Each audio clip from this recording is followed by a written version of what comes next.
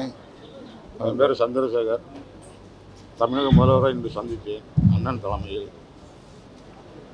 குற்றவாளிகளை இன்னும் நிறைய கைது செய்ய வேண்டும்.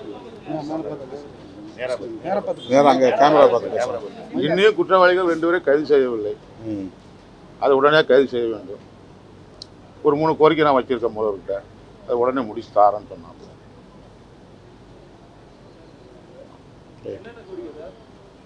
கோரிக்கை வச்சுருக்காங்க, எழுதி கொடுத்துருக்கேன். இல்லை, இன்னொரு தம்பி இருக்கிற பையன், அவருக்கு ஒரு அரசு வேலை வாய்ப்பு கேட்டிருக்காரு. மனைவி வந்து வேலை பார்க்காப்புல ஒரு பக்கத்தில் டிரான்ஸ்ஃபர் கட்டிருக்காங்க. குற்றவாளிகளை விரைந்து கைது செய்ய வேண்டும். இன்னும் கூலிப்படாது.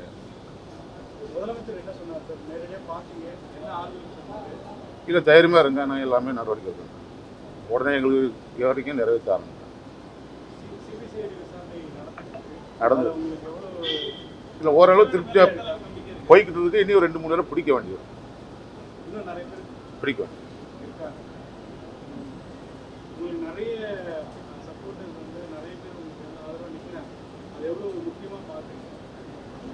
இல்லை, அது அவங்க ஆதரவு தானே நானும் கொஞ்சம் தைரியமாகவும் இருக்கேன். அச்சுறுத்தல் இருக்கான்னு கேட்குறேன். அச்சுறுத்தல் ஒன்று அண்ணா இருக்காங்க, எல்லாம் இருக்காங்க. அச்சுறுத்தல் இருந்தாலும் அவங்க வீட்டில் இருந்து வெளியே போகிறது பயப்படுவாங்க. மனைவி பயப்படுவாங்க, பையன் பயப்படுவான், நான் பயப்படுவேன்.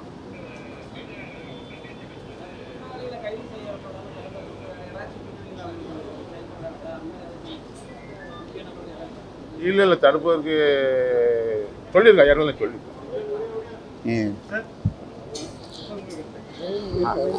அண்மையில் ஆணவ படுகொலைக்குள்ளான கவின் அவர்களின் தந்தை திரு சந்திரசேகர் அவர்கள் இன்று மாண்புமிகு முதல்வர் அவர்களை நேரிலே சந்தித்து தம்முடைய குடும்பத்தினருக்கு உரிய பாதுகாப்பு வழங்க வேண்டும், தொடர்புடைய குற்றவாளிகள் அனைவரையும் கைது செய்ய வேண்டும், அந்த கொலையில் கூலிப்படையினருக்கும் தொடர்பு இருப்பதாக தெரிகிறது, எனவே யாரும் தப்பித்து விடாமல் இருக்கக்கூடிய வகையிலே உரிய நடவடிக்கைகளை மேற்கொள்ள வேண்டும் என்று வலியுறுத்தியிருக்கிறார். அத்துடன் தன்னுடைய இளைய மகனுக்கு அரசு வேலைவாய்ப்பு வேண்டும் என்றும் கோரிக்கை விடுத்திருக்கிறார். முதல்வர் அவர்கள் கனிவுடன் இந்த கோரிக்கைகளை செவிமடுத்தார், நிறைவேற்றுவதற்கு உரிய நடவடிக்கைகளை மேற்கொள்வார் என்று பெரிதும் நம்புகிறோம்.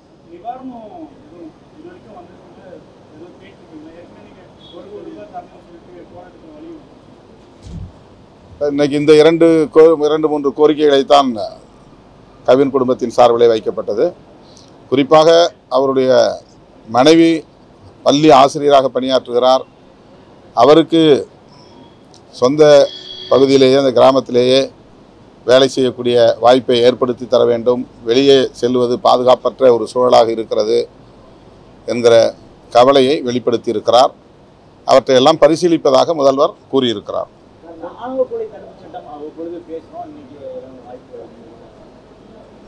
இல்லை, இந்த சந்திப்பில் அதை பற்றி நாங்கள் பேசவில்லை. அது ஒரு அரசியல் கோரிக்கை. இப்போதைக்கு இன்றைக்கு கவின் குடும்பத்தை சார்ந்தவர்கள் முன்வைத்த கோரிக்கைகளை மட்டுமே முதல்வரிடத்தில் நாங்கள் பேசியிருக்கிறோம். ஆணவ கொலைகள் தடுப்பு சட்டம் இயற்ற வேண்டும் என்பதில் விடுதலை சிறுத்தைகள் கட்சி தொடர்ந்து உறுதியாக இருக்கிறோம், வலியுறுத்தி வருகிறோம். மாநில அரசுக்கும் அந்த அதிகாரம் இருக்கிறது என்பதை ஏற்கனவே நாங்கள் சுட்டிக்காட்டியிருக்கிறோம். ஆர்ப்பாட்டங்களையும் நடத்தியிருக்கிறோம். அது மட்டுமில்லாமல் விடுதலை சிறுத்தைகள் கட்சியின் சார்பில் சில கோரிக்கை மனுக்களை வழங்கியிருக்கிறோம். குறிப்பாக கல்லுடைக்கும் தொழிலாளர்களுக்கு தனி வாரியம் அமைக்க வேண்டும் என்கிற கோரிக்கை மனு, அதேபோல் மின்சாரத்துறையில் அந்த வாரியத்தில் பொறியியல் பட்டம், பட்டயப்படிப்பு டிப்ளமோ மற்றும் தொழிற்பயிற்சி பட்டயப்படிப்பு ITI, அப்ரண்டிஸ்ஷிப் போன்றவற்றை முடித்துவிட்டு தேர்ச்சி பெற்றுள்ள அனைவருக்கும் கலைஞர் அவர்களால் பிறப்பிக்கப்பட்ட ஆணையின் அடிப்படையில் தொழில் பழகுனருக்கு வேலைவாய்ப்பில் 50% இடஒதுக்கீடு மற்றும் ஆட்தேர்வின் போது நேரடி நேர்காணல் மூலம் பணி நியமனம் செய்ய வேண்டும் என அறிவிக்கப்பட்டது.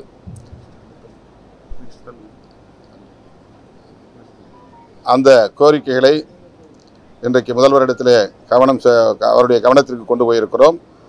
தொழில் பழகுனர் பயிற்சி முடித்தவர்களுக்கு ஆட்தேர்வின் போது கொள்கை ரீதியாக குறைந்தபட்சம் 50% இடஒதுக்கீடு வழங்க வேண்டும் அப்படிங்கிற கோரிக்கை வச்சிருக்கிறோம். ரெண்டாவது கல்லுடைக்கும் தொழிலாளர்களுக்கு தனி வாரியம். மூன்றாவது இந்த நோய் தொற்று காலத்தில் பணியாற்றிய கொரோனா காலத்தில் பணியாற்றிய 1000 பேருக்கு செவிலியர்களாக பணியாற்றிய துப்புரவு பணியாளர்களாக பணியாற்றிய 1000 பேருக்கு அரசு மருத்துவமனைகளில் வேலைவாய்ப்பு வழங்க வேண்டும், பணி நிரந்தரம் செய்ய வேண்டும் என்கிற கோரிக்கையை முன்வைத்திருக்கிறோம். அதுபோல நுகர்பொருள் கழகத்தில், தமிழ்நாடு நுகர்பொருள் வாணிப கழகத்தில் 10,000 பேர் பணியாற்றி ஓய்வு பெற்றுள்ளனர். அவர்களுக்கு குறைந்தபட்ச கருணைத் தொகை 7,500 வழங்கப்படவில்லை. அதனை வழங்க வேண்டும் என்ற கோரிக்கை மனுவை வழங்கியிருக்கிறோம். அதுபோல டிஇடி தேர்ச்சி, அதாவது ஆசிரியர் தகுதி தேர்வில் தேர்ச்சி பெற்றவர்கள்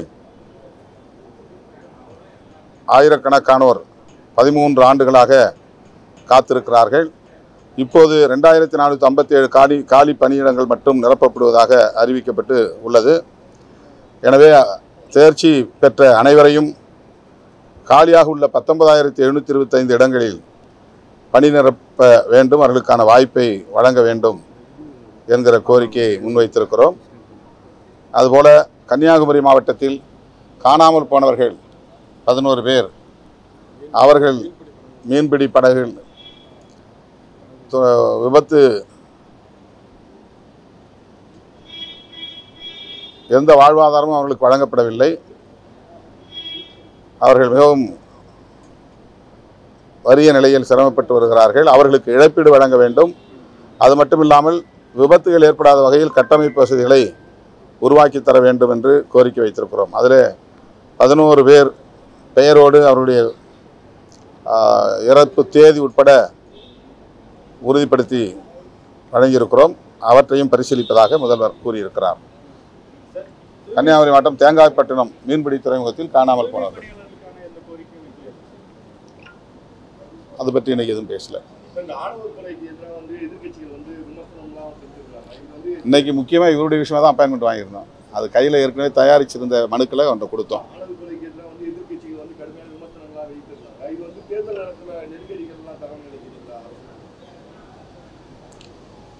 இல்லை, இது மிகவும் முக்கியத்துவம் வாய்ந்த ஒரு கோரிக்கை. இதை தேர்தல் அரசியலோடு பொருத்தி பார்க்கக்கூடாது. சமூகத்தில் நிலவுகிற கொடிய நோய்களுள் சாதி அடிப்படையிலான இந்த ஆணவ கொலைகள்.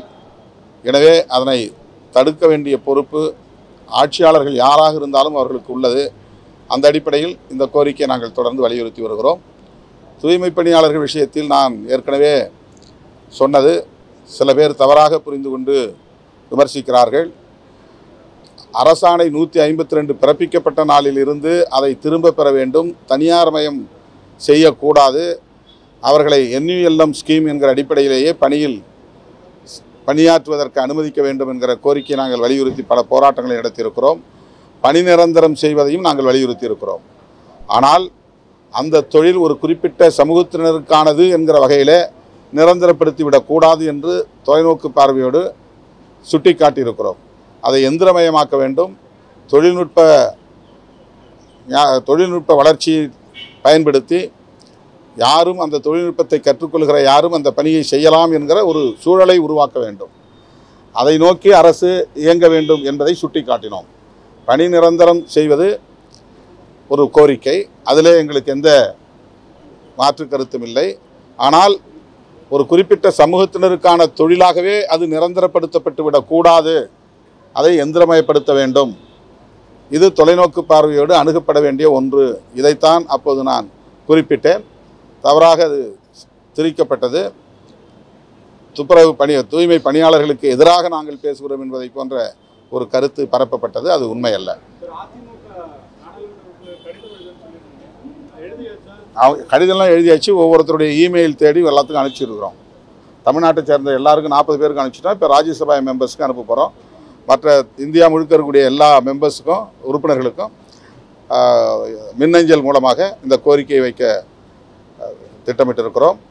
சுதர்ஷன் ரெட்டி அவர்கள் மனித உரிமை ஆர்வலர், அரசமைப்பு சட்டத்தின் அடிப்படை கூறுகளை பாதுகாக்க வேண்டும் என்பதில் அக்கறை உள்ளவர்.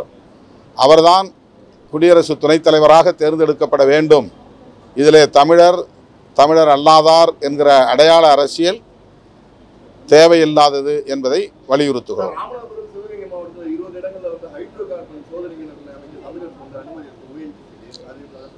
இல்லை, சுற்றுச்சூழல் துறை தான் அந்த அனுமதி தரப்பட்டதாக சொல்லப்படுகிறது. அரசு அதற்கு அனுமதி தர வாய்ப்பில்லை என்கிற தகவலை ஏற்கனவே வெளிப்படுத்தியிருக்கிறது தமிழ்நாடு அரசு.